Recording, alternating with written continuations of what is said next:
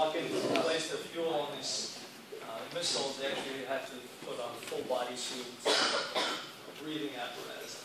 Anyway, I don't want to know that. So what we have is H2N2. In the context of setting up all the Lewis structure, we need to configure all these pieces and say, well, and set up everything to have an octet. Right? So if we did it this way, there is trans hydrazine. Is there another possibility? Cis hydrazine. Right. So we can have this also. Now, it turns out that with nitrogen, these two flip because this pair of electrons can flip. I should put it over here. Should put it in the other direction. Here, these pair of electrons can flip back and forth very easily. So effectively, they become equivalent over time.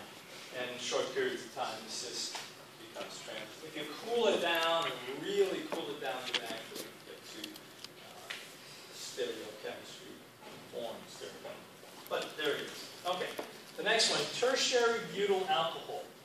Okay, tertiary butyl alcohol. So the Lewis structure for tertiary butyl alcohol, of course, is to have a structure which we're counting the carbons, and the carbons here indicate that you have a total of 4 carbons. That's what butyl means.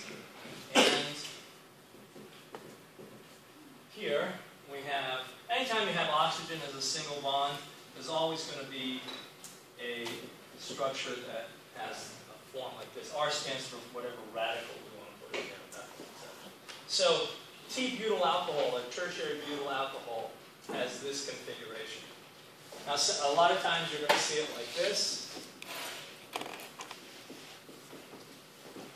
And T-butyl alcohol is going to be used for all manner of interesting things. You just have to remember, now this is accentuating the OH over here, but you have to remember that it's really buried inside a collection of hydrogens. You can think of this as a big bush of hydrogens with a tiny little hydroxyl group lost in there. Okay?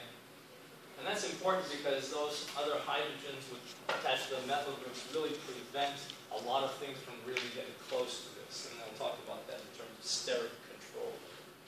Okay, the next one is propionaldehyde, and that is, of course, CH3, like this.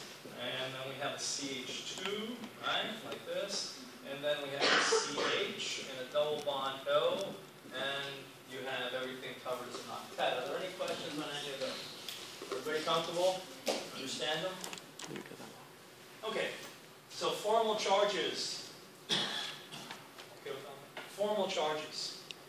Given the fact that you have a few items here without any express formal charge shown, that meant you have to put them in order. So you can assess the formal charge by using that little formula that we had talked about, valence minus non-bonded electrons minus 1/2 the bonded electron. So without going into a lot of detail for each and every step, let's just cover the key points here. And a little shorthand.